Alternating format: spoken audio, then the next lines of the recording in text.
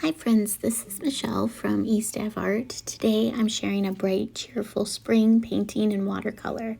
I'll talk about some of my tips and tricks for choosing colors and using color theory to mix paints. I'll also go over all the steps I followed to create this painting. I start by sketching out the boots using graph paper. That just helps me to keep everything symmetrical. I trace my sketch onto tracing paper so I can transfer my sketch onto my watercolor paper. By doing this, I'm trying to make sure I preserve the integrity of my watercolor paper because too much erasing will disintegrate it and the paint won't adhere to it quite as well. And once I've transferred my sketch onto my watercolor paper, I start getting my paints wet, and then I start thinking about the colors I want to use. I like to use the color wheel to help me make decisions about which colors to use and how to mix up my paints. In another video, I went into more depth with the color wheel because I have kind of just a pretty basic color wheel, so you can get more complicated with it, but I like to have like 3 primary colors, red, blue, yellow, and then the basic secondary ones. So blue and yellow make green, yellow and red make orange, and red and blue make purple, which is my secondary colors. So a couple things to remember about that color wheel is that colors that are opposite of each other are complementary, so they tend to pair well together. And you can also use complementary colors to really add a nice shadow color of your dominant color. So you'll see I'm mixing up some yellows, some greens, and some purples to get my painting started. Once I have all my paints mixed up, I'm ready to hit the page. So I start with my boots and I lay down some of this lovely bright yellow. I love these hunter boots. They're just perfect for this time of year in the spring. I like to get a little bit of variation in my color, so I don't want to have just a solid version of this yellow on the boots. It doesn't look very natural. So you might notice that in like the center of my boot that's in the foreground, it'll be a little bit lighter than the boot that's kind of behind it. And that, I think, like also having like in the center of the actual boot, I pulled up some of the paint a little bit so it's somewhat lighter. And I think that gives a sense of like that the boot is rounded, the like rounded shape of it.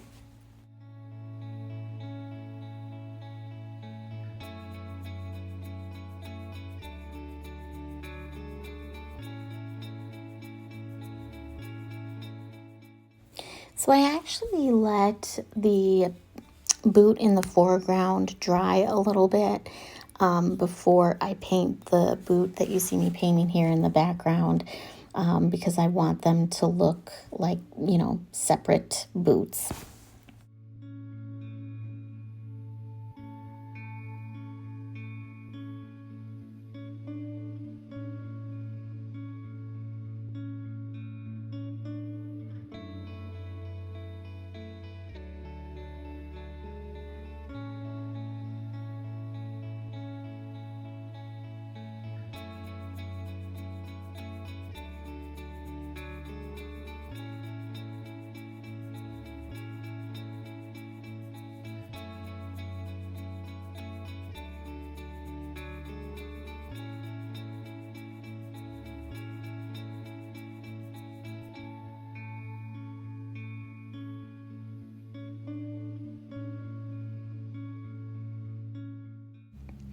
And here I want to show that the background boot is behind the boot that's in front.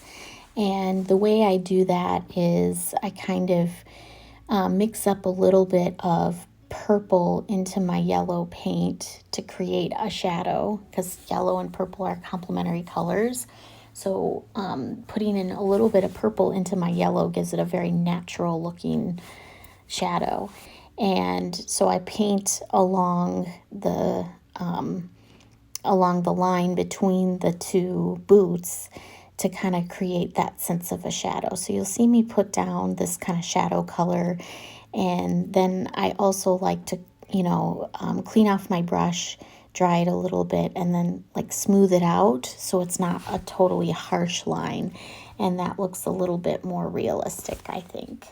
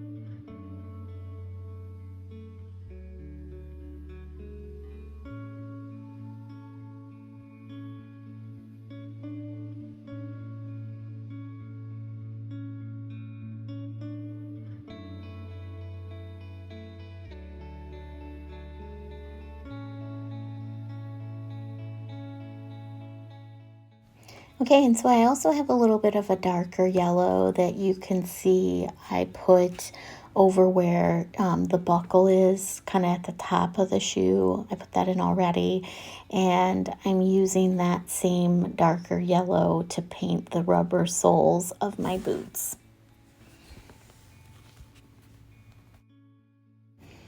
Well, okay, friends, I messed up a little bit here and I forgot to hit record while I was painting those loose lilac colors, those first two branches.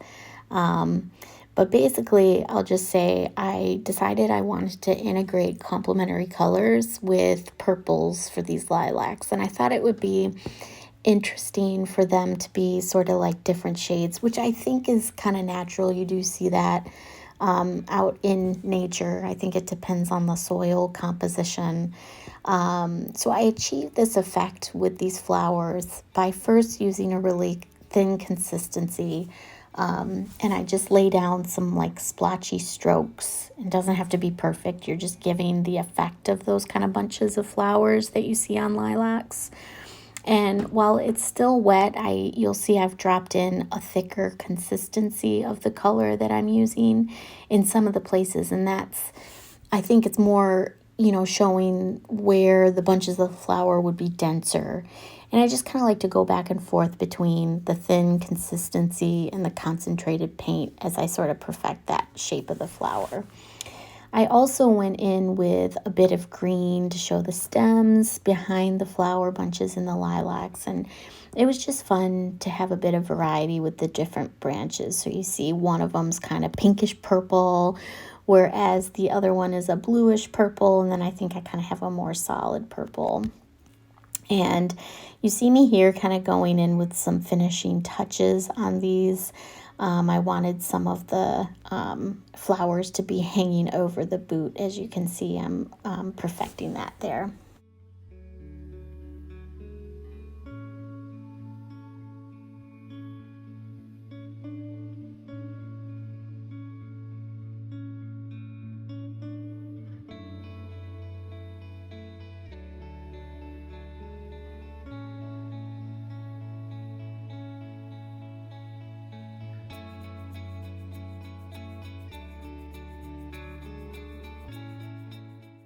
And here I'm putting some finishing touches on the boot itself. I wanted to have the Hunter Boots branding down, so you can see I kind of put the red around the logo on the front of the boots, and I kind of perfected the buckle on the side. And then I also used my shadow yellow to add a bit of shadow under the flowers that, obviously they would be casting a shadow as they're hanging over the boots. And my final touches are adding some big leaves surrounding my lilacs. I mixed in some purple with the green to continue with my focus on complementary color palettes. And I think the leaves ended up being a really muted, pretty shade of green that was a nice complement, you know, or contrast to the brightness of those boots. I also leave a little bit of white space on each of these leaves just to get a little bit of, like, I don't know, effect of the light maybe bouncing off of the leaves. And then where the leaves would be underneath the flowers, you'll see I put a little bit more concentrated paint in the leaves to show how the flowers would also be casting a shadow on the leaves. And I achieved that effect by putting in that darker, more concentrated leaf paint while the leaf is still wet, and that way it kind of blends really nicely and looks very natural.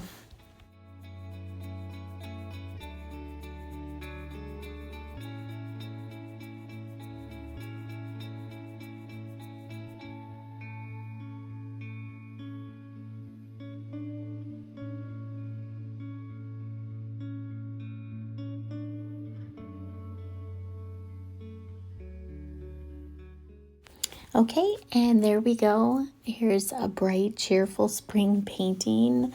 And I hope you liked this video. And if you did, please hit the thumbs up and subscribe to my channel for more art content. Thanks.